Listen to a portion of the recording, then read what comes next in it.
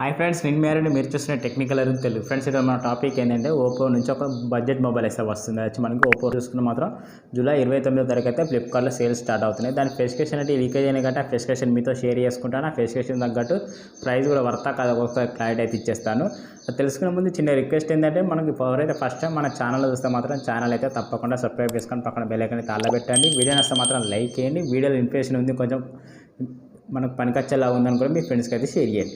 Friends, ఇక first of all మనం తెలుసుకునేది ఏంటంటే మనం మొబైల్ చూసుకుని మాత్రం వస్తుంది. దాని డిజైన్ మీద లుక్ అయితే డిజైన్ చూసుకుంటే మాత్రం వేసారి మొత్తం బిల్డ్ క్వాలిటీ మొత్తం ప్లాస్టిక్ పడితే కనిపిస్తుంది మనకి. ఇది బడ్జెట్ మొబైల్ కాబట్టి ఇందులో చూసుకుంటే ప్లాస్టిక్ పడితే కనిపిస్తుంది. కానీ లుక్ అయితే చూసుకుంటే మాత్రం ప్రీమియం క్వాలిటీ లుక్ అయితే ఉంటుంది. అక్కడ మనకైతే తగ్గే ఛాన్స్ అయితే లేదు.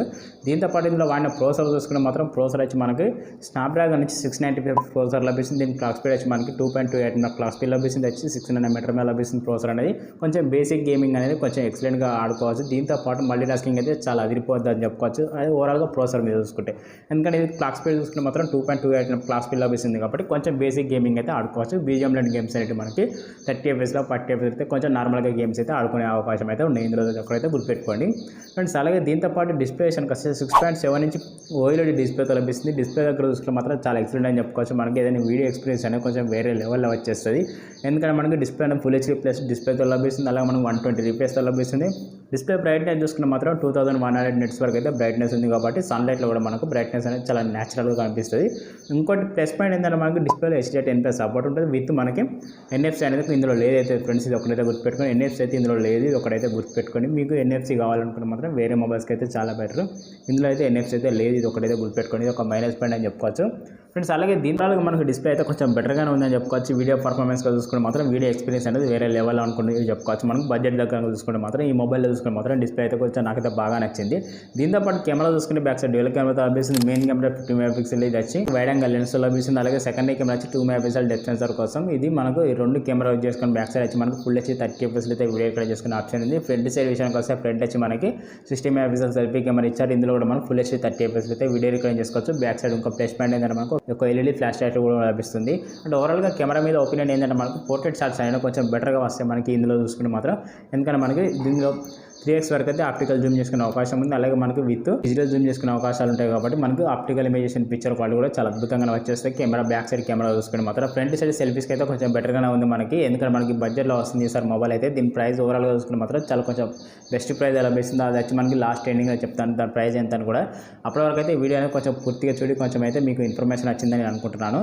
అలాగే ఇందులో కెమెరా క్వాలిటీ చూసుకుంటే మాత్రం కెమెరా అయితే నాకు కొంచెం బెటర్ అనిపించింది. ఎక్కువ మనకు బ్యాడ్ కాదు, అలాగే మనకి ఎక్కువ ప్లస్ కూడా కాదు. ఓన్లీ నార్మల్ బేసిక్ కెమెరా ఎలా ఉంటుందో ఎగ్జాక్ట్ కొంచెం అదే టైప్ ఉంది. ఈ కెమెరా చూసుకుంటే మాత్రం IQ G9లో మనకైతే కెమెరా లభించినది. ఎగ్జాక్ట్గా అదే కెమెరాతో ఇందులో కూడా లభిస్తుంది. అప్పుడైతే గుర్తుపెట్టుకోండి. అదైతే ఏం పర్ఫార్మెన్స్ అవుతుందో మనకు IQ G9 ఇందులో కూడా మనకు అదే పర్ఫార్మెన్స్ అనేది లభిస్తుంది. అప్పుడైతే గుర్తుపెట్టుకోండి ఫ్రెండ్స్. ఇక బ్యాటరీ పరంగా చూసుకుంటే మాత్రం 5500 mAh బ్యాటరీ లభిస్తుంది. అలాగే 80 watts సూపర్ ఫాస్ట్ ఛార్జర్ లభిస్తుంది కాబట్టి కొంచెం బెటర్ ఛార్జర్ అని చెప్పుకోవచ్చు. దీంతో పాటు ఏంటంటే మనకి బ్యాటరీ బ్యాకప్ అనేది చాలా అద్భుతంగా వచ్చేస్తుంది. ఎంత హెవీగా వాడినా కూడా మినిమం 1 day వరకు అయితే బ్యాటరీ బ్యాకప్ వస్తుంది.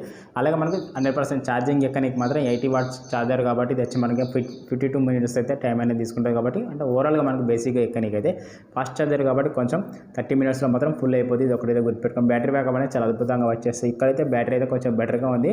అలాగే ఓవరాల్గా దీని స్పెసిఫికేషన్ అయితే ఇవి ఉన్నాయి ఫ్రెండ్స్. ఈ స్పెసిఫికేషన్ మీకు నచ్చాయా నచ్చలేదా తప్పకుండా కామెంట్లు అయితే రిప్లై ఇవ్వండి. ఈ స్పెసిఫికేషన్ గురించి ఎలా ఎక్స్ప్రెషన్ ఇచ్చాను కూడా కామెంట్లు అయితే రిప్లై ఇవ్వండి. మరి ఇంకొన్ని తెలుసుకునే ముందు చిన్న రిక్వెస్ట్ ఏంటంటే ఎవరైతే ఫస్ట్ టైం మన ఛానల్ చూస్తే మాత్రం ఛానల్ అయితే తప్పకుండా సబ్స్క్రైబ్ చేసుకొని పక్కన బెల్ ఐకాన్ అయితే అలా పెట్టండి. వీడియో వస్తే మాత్రం లైక్ చేయండి. వీడియోలో ఇన్ఫర్మేషన్ ఉందనుకుంటే ఫ్రెండ్స్కి అయితే షేర్ చేయండి ఫ్రెండ్స్. లైక్ చేస్తే ఏంటంటే ఈ వీడియో మరింకొంతమందికి రికమెండేషన్ జరుగుతుంది. ఒక చిన్న హెల్ప్ అయితే చేయండి ఫ్రెండ్స్.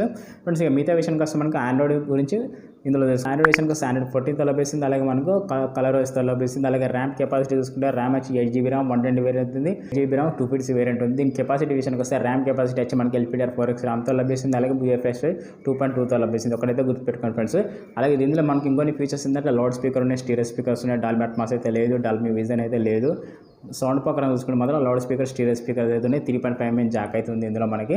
ఇది ఒకటైతే ప్లస్ పాయింట్ అని చెప్పుకోవచ్చు. 3.5 mm జాక్ అనేది ఓవరాల్గా స్పెసిఫికేషన్ చూసుకుంటే ఇవి ఉన్నాయి ఫ్రెండ్స్. ఈ స్పెసిఫికేషన్కి మీకు నచ్చలేదు కామెంట్లు అయితే రిప్లై ఇవ్వండి ఫ్రెండ్స్. ఈ స్పెసిఫికేషన్ ప్రైస్ చూసుకుంటే మాత్రం ప్రైస్ ఎంత లేదన్న మనకి ఒక 20,000 అండర్లో అయితే మొబైల్ అయితే లాంచ్ చేసే అవకాశం ఉంది. మేబీ 15 నుంచి 20 లోపు అయితే మొబైల్ లాంచ్ చేసే అవకాశం ఉంది. ఈ ప్రైస్కి లాంచ్ అవుతే మాత్రం నా తరపున నేను ఎంత ప్రైస్ పెడితే బెటర్ అని అనుకుంటున్నాను అంటే ఓవరాల్గా మనకు G9 చూసుకుంటే మనకు 19,000కి అయితే పెట్టారు. ఇప్పుడు ఈ మొబైల్ చూసుకుంటే మాత్రం ఒక 15 నుంచి 16,000 పెడితే చాలా బెటర్ అని నేను అనుకుంటున్నాను. మైబీ చూడాలి మరి కంపెనీ మరి జూలై 29కి అయితే తెలుస్తుంది ఓవరాల్గా ప్రైస్ డీటెయిల్స్ అనేది. అప్పుడు ఒక డీటెయిల్స్ తెలుసు మరొకసారి మీకోసం వీడియోని అప్లోడ్ చేస్తాను. ఈ వీడియో నచ్చిందని నేను అనుకున్నాను. వీడియో నచ్చితే మాత్రం తప్పకుండా లైక్ చేయండి. ఎవరైతే ఫస్ట్ టైం మన ఛానల్ వస్తే మాత్రం ఛానల్ అయితే తప్పకుండా సబ్స్క్రైబ్ చేసుకొని పక్కన బెల్ ఐకాన్ అయితే అలా పెట్టండి. ఓకే ఫ్రెండ్స్, మీరు చూసిన టెక్నికల్ అరుణ్ తెలుగు మరో కొత్త మొబైల్తో మళ్ళీ కలుద్దాం. టాటా బాయ్.